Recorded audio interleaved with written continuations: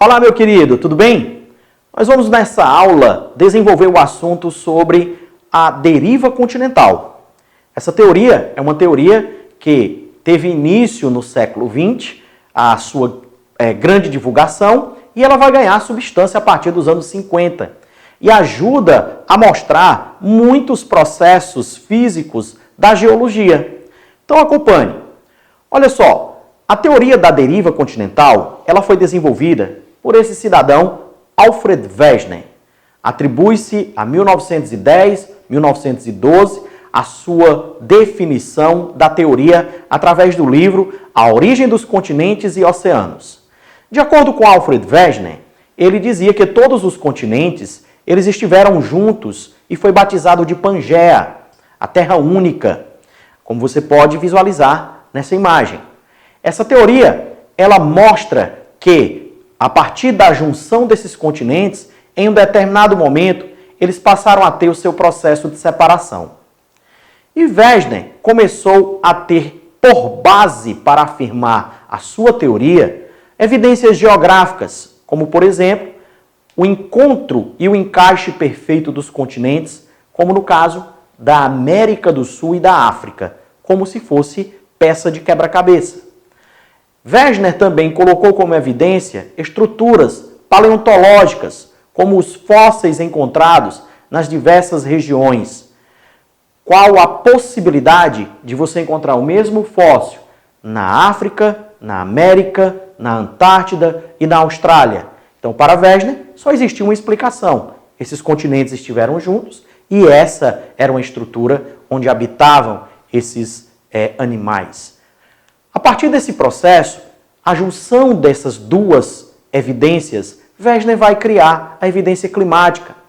Os efeitos das glaciações, eles eram semelhantes em diversas partes do globo. Podem observar que a glaciação ao sul da estrutura do hemisfério, ela vai apresentar, ao separar estes continentes, a mesma evidência em América, África, Índia, Austrália, Antártida. Então, dessa maneira, o Wegener ele vai começar a juntar um grupo de fatores que possibilita afirmar a teoria da deriva continental. Nos anos 50 para os anos 60, a teoria de Wegener ela é retomada a partir do descobrimento de ambientes geologicamente mais ativos que se pensava no passado. Essa estrutura vai fortalecer a ideia da teoria das placas tectônicas. Veja que nessa imagem você encontra uma formação continental nas bordas e o oceano ao meio, mostrando diversas falhas, diversas áreas do relevo oceânico e que vai dar a noção de que esses continentes estavam em processos de separação, formando ao meio a dorsal, uma extensa cadeia montanhosa submersa. A teoria que nós começamos a descrever para vocês é a teoria das placas tectônicas. O processo de separação das placas forma uma cadeia montanhosa como a cadeia meso-oceânica. A mesoatlântica é um exemplo.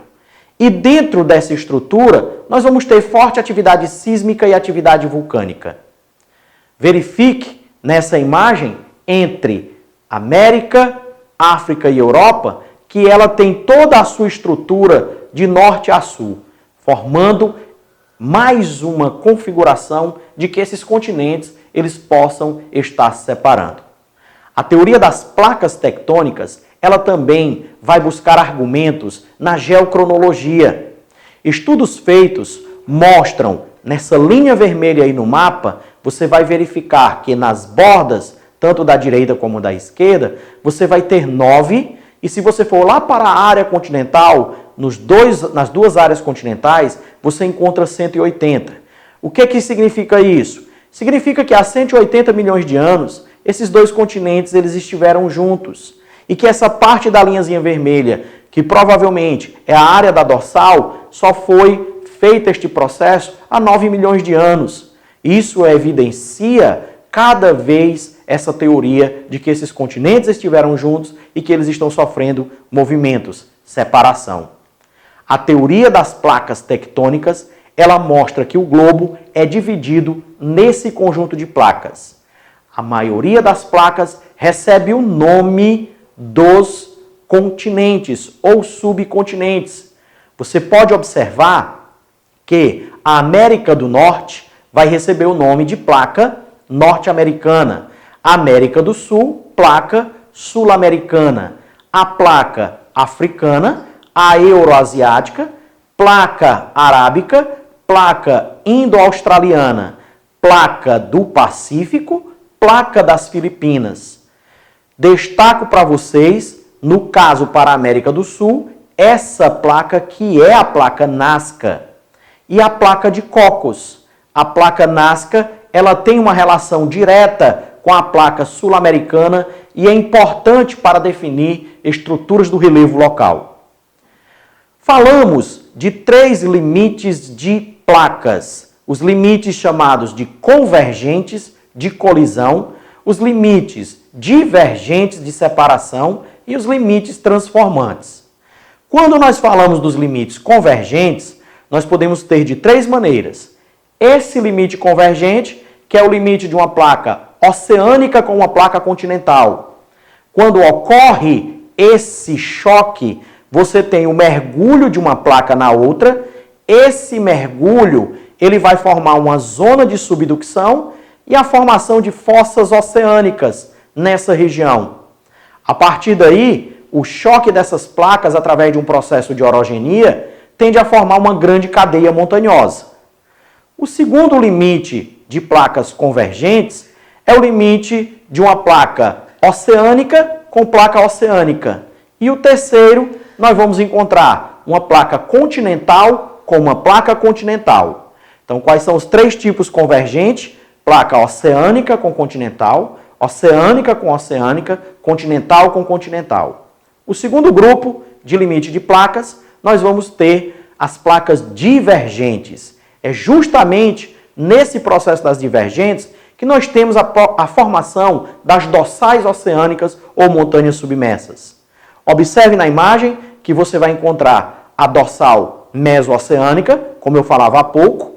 Nós temos a dorsal do leste pacífico e nós temos a dorsal do sudeste indiano. Segundo tipo de limite. E o terceiro limite, nós vamos ter o limite transformante. Veja que para os limites divergentes, é importante que você entenda que o movimento das correntes de convecção do magma, eles começam a provocar a separação dessas placas. Acompanhe nessa evolução de imagens que você vai verificar a atividade de formação de uma dorsal. O magma começa a subir e a partir daí exerce essa pressão lateral e aí vai provocando o afastamento desses continentes, formando uma área de crosta oceânica e dando espaço para essa depressão ser preenchida por água. Conclui-se o processo das imagens com a formação da dorsal meso-oceânica. Observe essa imagem que ela mostra uma região da África que nós chamamos de Rift Valley. Essa área, ela compreende uma área de falha que vem desde a área da Arábia e aí percorre essa região próximo ao chifre da África e mostra que essa tríplice junção, ela vai ter um processo de separação que no futuro tende a provocar a ruptura dessa área e, consequentemente, nós teremos um novo oceano sendo formado nessa região do Rift Valley ou da Grande Fenda. Alguns cientistas já arriscam até batizar esse novo oceano, chamado de Oceano de Afar. Todo o processo que nós estamos visualizando está associado a essa teoria de tectônica de placas. O terceiro movimento de limite de placas são os limites conservativos ou transformantes. A partir daí, nós temos como exemplo a famosa falha de Santo André. O movimento lateral, ele tende a provocar essa possível ruptura da região do Golfo da Califórnia. Então, nós temos 3 limites de placas associadas a essa teoria, tá? E não esqueçam que no limite convergente, nós temos o limite de uma placa oceânica com uma continental, oceânica com oceânica, continental com uma placa continental. Tranquilo, meu amigo? Vimos aí a teoria da deriva continental e a teoria das placas tectônicas. Um forte abraço e bons estudos!